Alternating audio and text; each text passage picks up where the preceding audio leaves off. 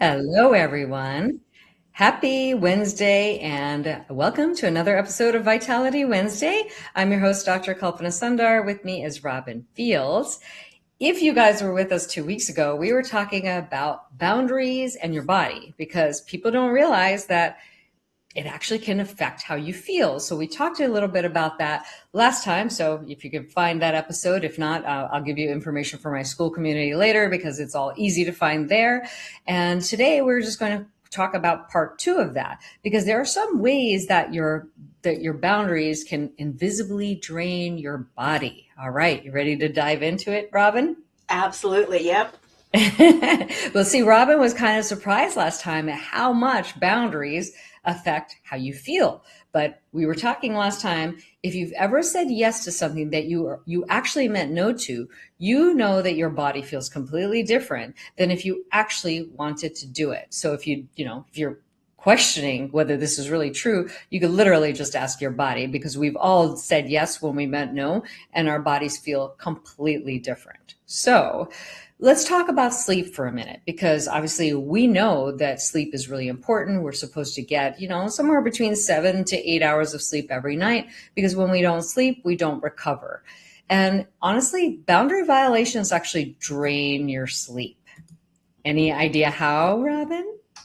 Putting Um, her on the spot because she doesn't know the answers. hmm, well, I'm not really sure. Okay, so all of us have been guilty of some of these things at one time or another. I know I have been, and these are just things that I stopped doing. Easy ones, late text. Somebody texts you late at night. Your phone is Mhm. kind of by your bed. You're texting them back. That can affect your sleep. I have no screen time about an hour to 2 hours before going to bed.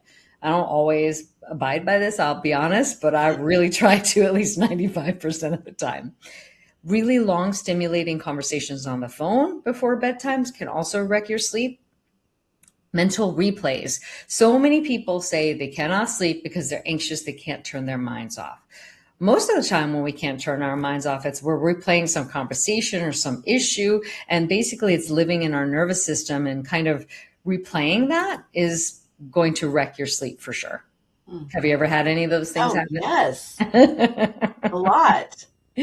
So boundaries are huge when it comes to sleep hygiene. I don't entertain phone calls after a certain time of night. I'm not a big phone call person anyway, but I just try not to do them later because for whatever reason, I'll replay the conversation. So I don't want to. Even if it's a good conversation, I'll replay it. That's just how my head works. So Mm. I don't want to do that. So I don't have conversations at night. I try not to text back and all those things because the reality of that is that we're tending to put those people before anybody else, and then we kind of lose that thread back to ourselves. Mm. Very interesting. So, what do you do? You just have boundaries. If somebody I texts you, you don't text them back. okay. If somebody says, "Hey, are you available to talk?" and honestly, even if it's earlier and you don't feel like talking, just Mhm. no, I'm sorry, I'm not available right now. Yeah. That's a hard one. I used to just say, "Well, I'm actually free." But that's not the only thing. So now I go, well, I'm actually free, but do I actually want to talk? Yeah. And if that answer is no, then it doesn't matter if I'm sitting there doing nothing.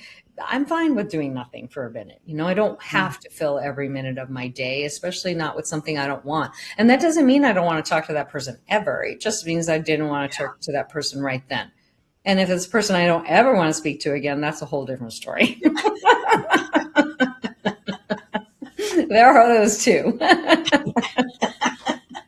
Oh, so, for sure. but the thing is, when you don't sleep, you have fatigue, you have brain fog, feel disconnected from your body, you feel overwhelmed a lot easier, you feel more anxious, and all that. Sleep is so important, and the reality is that I love supplementation, I love biohacking, I love using all these things, but there's really nothing that's going to fix that.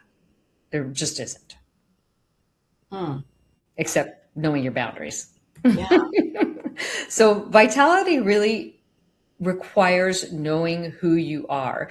And the other thing too is that when you violate your boundaries over and over and over again, you start to become so disconnected from yourself that you have what they call identity fragmentation. Hmm. I love psychology. I mean, so I'll just be reading about this stuff. I just am obsessed with it. I don't know why, but I think it's so fascinating. But we're basically fragmenting our identity. We just kind of lose who we are because we're so busy being the thing we want to be for other people. And it's actually more important for us to be grounded in ourselves and who we are, because then, so I think the best way I can explain this is, have you ever met somebody that you, for whatever reason, you just don't think they have a sense of who they are because they're so go with the flow with everything. Oh yeah, yeah. And you're like, well, who is that person? I mean, I don't know. I don't know where I stand with them. They say they like me. Do they really like me? I don't know. Those are the people that I'm talking about that have very, very loose boundaries. And they say that your boundaries should not be rigid, they should be porous. They're subject to change at any time, but they shouldn't be so permeable that they're floating all over the place. Oh, okay. Yeah. So the reality is, I would say, let's take, for example, me. I think people say this all the time. So I'm not just making it up. They say, well, at least I always know where I stand with you. Mm. And what they mean is, if I don't like them, it's obvious. Yeah. That doesn't mean that I don't like them. It's just probably they're just not a good fit for me. It has nothing to do with the other person. But for whatever reason, that is maybe not working for me. And I don't do anything rude, but I just maybe don't overly engage with that person. On the flip side, if somebody, that dynamic works very well for me, I will very much engage in that situation. So people have Yeah. told me over and over again, I always know where I stand with you because if I don't agree with something, I'm going to say it. If I do agree, I'll say it. But my boundaries are not porous. My boundaries used to be porous, and I just didn't feel like myself. And that's the thing. That's what that identity fragmentation does. You don't know who you are if you're always pleasing somebody else. Yeah. Because then you get all muddled up with who am I? What do they want? Well, do I want what I say? It's so confusing.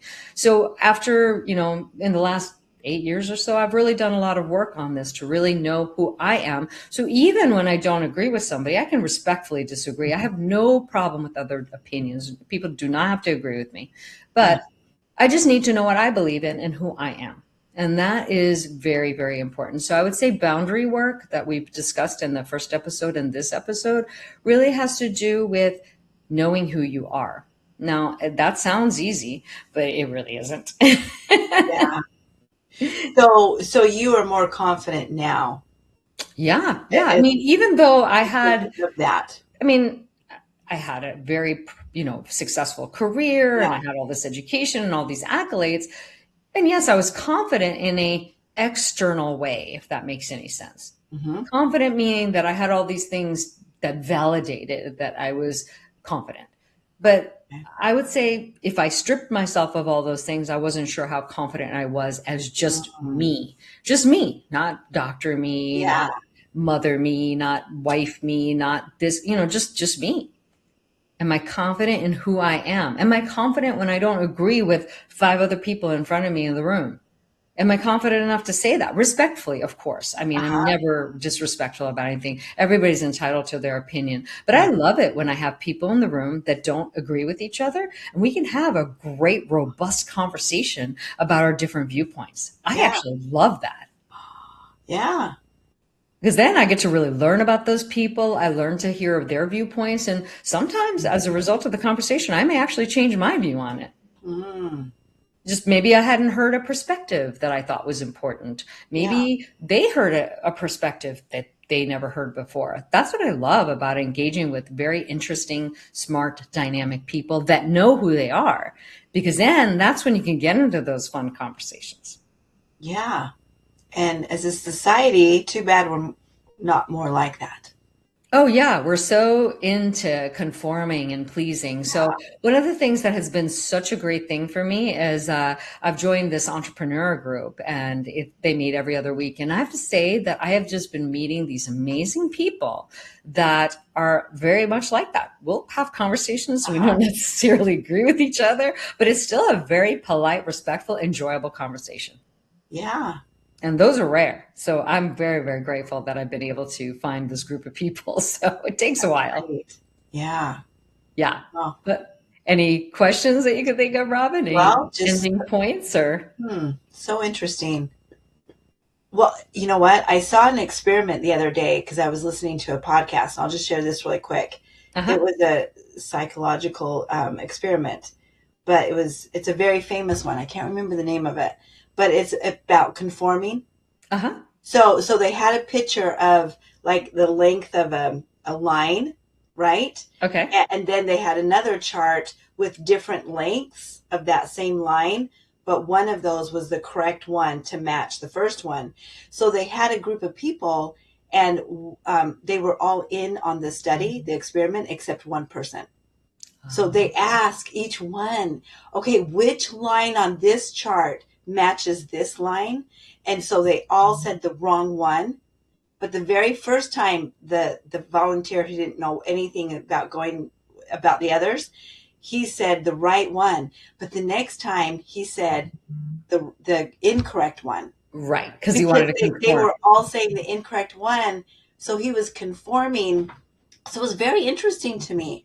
Yeah. So it makes me think, it's really important to stand up It for, really is. And we've been conforming in a lot of ways. I mean, some of these ways we talk about on our Wealth Wednesday conversations, there's a lot of ways that people conform when it comes to wealth.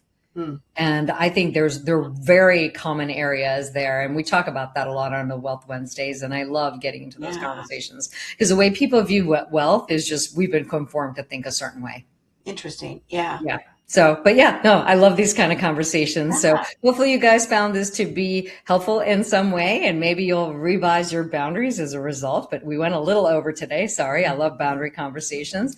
But if you guys want more of this kind of stuff, like I said, I have everything in my private community. All of this is free to join. It's called Life Mastery No White Coat. And then there's more and more resources coming every day. I'm adding things as much as possible every week. So definitely join the community if you'd like to see more of this. And Robin, it was great to have you here today as always. And then we'll see you next time for another Vitality Wednesday. Thank you, Dr. Sundar. Thank you. Bye, Bye, everyone. everybody.